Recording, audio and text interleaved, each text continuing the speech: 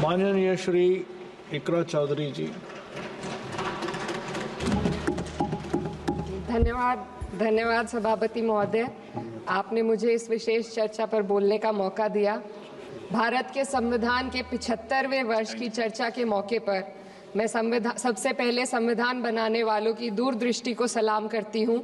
एक युवा सांसद के तौर पर मैं अपनी उम्मीदों को संविधान के साथ जोड़कर खास तौर पर ये बताना चाहती हूँ कि आज हमारे देश में पिछड़े, दलित, अल्पसंख्यक समुदाय को किस तरह अपने संवैधानिक अधिकारों और आज़ादियों की हिफाजत के लिए हर रोज़ मुश्किलों का सामना करना पड़ रहा है। Doctor B.R. अम्बेडकर के कथन से अपनी बात रखना चाहती हूँ। उन्होंने कहा था, मुझे अपने भारतवर्ष पर फक्र है कि जिसके पास ऐसा संविधान है जो लोकतंत्र, समाजवाद और सेक्युलरिज्म को संजोता है। लेकिन आज ऐसा लगता है जैसे संविधान की किताब तो है पर इसे चलाने वालों का ईमान गुम हो गया है। आज हिंदुस्तान में हर वर्ग को किसी न किसी चुनौती का सामना करना पड़ रहा है, मगर अल्पसंख्यक, खासतौर पर मुसलमानों पर जो कहर टूटा है वो किसी से छुपा नहीं है। ये लोग सिर्फ अपने मजहबी पहचान की वजह से निशाने पर हैं। संविधान का अनुच्छेद 15 कहता है कि किसी भी नागरिक के साथ धर्म, जाति या किसी और वजह से भेदभाव नहीं होना चाहिए, लेकिन हकीकत इसके उलट है। हालात इस कदर बिगड़ चुके हैं कि hate speech, mob lynching, bulldozer द्वारा घरों को गिराने की घटनाएं आम हो गई हैं। खासतौर पर उत्तर प्रदेश में, जहां ऐसा लगता है जैसे कानून के नाम पर जंगल राज चल रहा हो। संभल में जो हुआ वो सबके सामने है। पुलिस के संरक्षण में निर्दोष लोगों की हत्या की गई और सरकार ने चुप्पी साध ली। अल्पसंख्यकों पर हिंसा बढ़ती जा रही है, मगर सत्ता में बैठे लोग या तो आंखें मूंदे हुए हैं या फिर इन घटनाओं को बढ़ावा दे रहे हैं। हद तो तब हो जाती है जब न्यायपालिका की बात भी अनसुनी कर दी जाती है।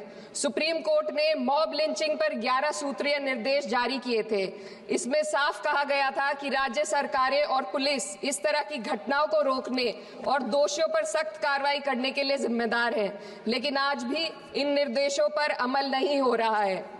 हाल ये है कि मॉब लिंचिंग को रोकने की बजाय सत्ता में बैठे लोग आग में घी डालने का काम कर रहे हैं। उनकी जुबान से ऐसी बातें निकलती हैं जो नफरत को और बढ़ावा देती है। ये अशांति अब इतनी गहराई तक फैल चुकी है कि हमारे समाज के धर्मनिरपेक्ष चरित्र पर गंभीर सवाल उठ रहे हैं। साल की शुरुआत में ही कई राज्यों में दुकानदारों को अपने नाम बोर्ड पर लगाने के लिए मजबूर किया गया। इसे सेहत और सुरक्षा के कानूनों का हिस्सा बताया गया, मगर असल मंशा कुछ और थी। ये कदम खास तौर पर मुसलमान दुकानदारों को निशाना बनाकर उठाया गया ताकि उनकी रोजी रोटी पर चोट की जाए।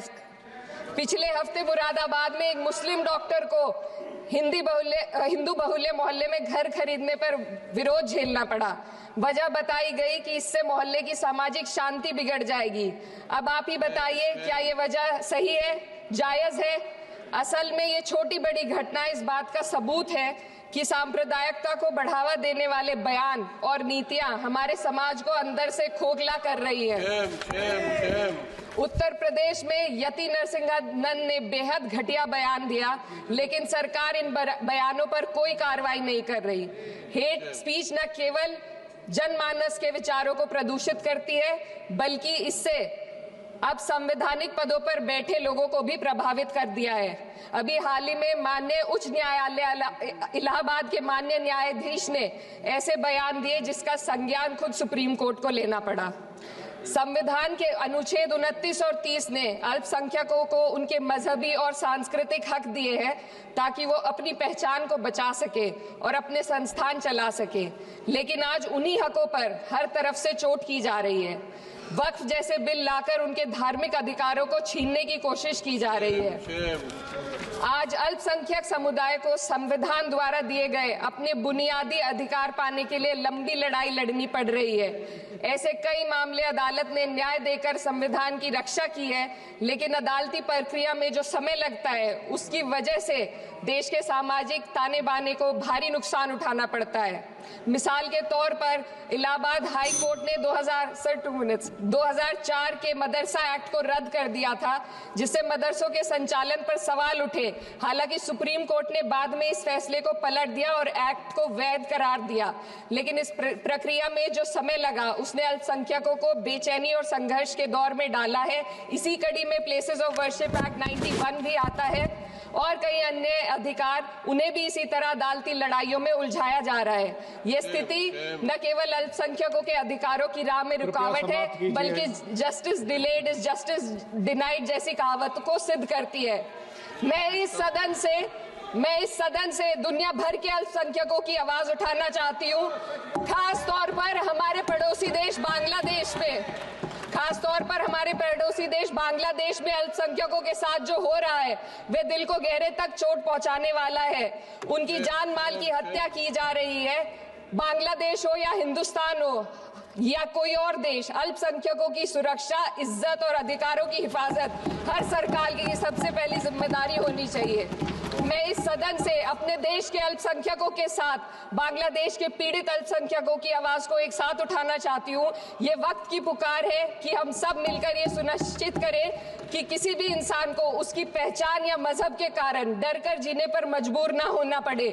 जहाँ हक छीने जाते हैं वहाँ अमन खो जाता है। ये बात हर सरकार को समझनी चाहिए। अगर हम सच में अपने संविधान का सम्मान करना चाहते हैं तो हमें नफरत और भेदभाव को खत्म करना होगा।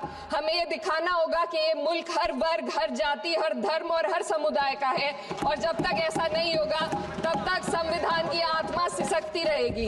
सर, अपनी बात को खत्म करते हुए मैं एक शेर अर्ज करना चाहती हूँ। ये दाग दाग उजाला, ये शब्द